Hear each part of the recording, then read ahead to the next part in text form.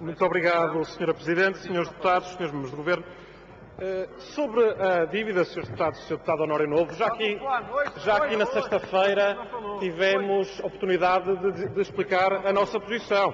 Ainda que o Sr. Deputado, porventura, não tenha ouvido, eu repetirei com todo o gosto.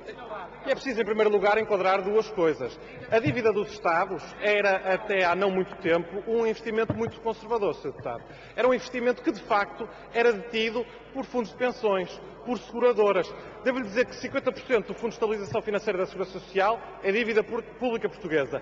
Em 2009, o Instituto de Seguros de Portugal afirma que 80% dos ativos das seguradoras portuguesas é dívida pública portuguesa.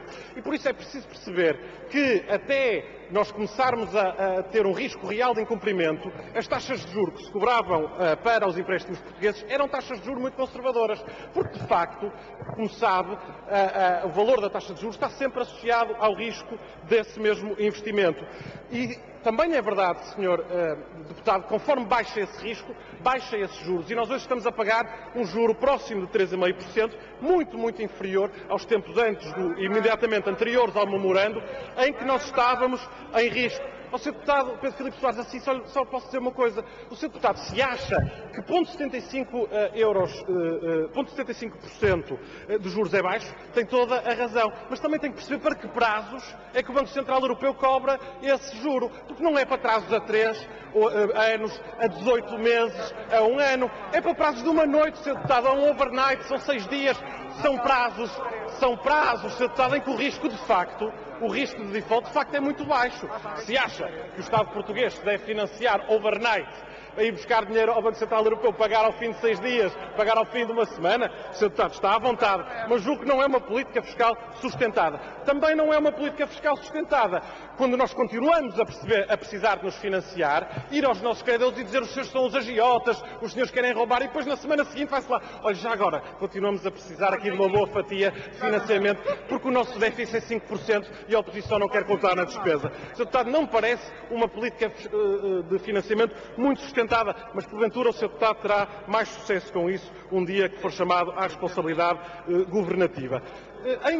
Em segundo lugar, dizer, Sra. Deputada Sónia Fertozinhos, de facto, há formas diferentes de fazer políticas sociais, há quem se chame socialista e reclame o direito único de defender os mais necessitados, e há aqueles partidos mais à direita, é verdade, sem terem essa parangona diária e sem a declararem diariamente, que escolhem outro caminho, que é o caminho de congelar as pensões mínimas, as pensões sociais e as pensões rurais. Há o caminho de as descongelar. Há o caminho de inscrever num memorando de entendimento que se vão tributar e taxar todas as prestações sociais. Há o caminho de renegociar esse caminho e de o fazer uma forma diferente.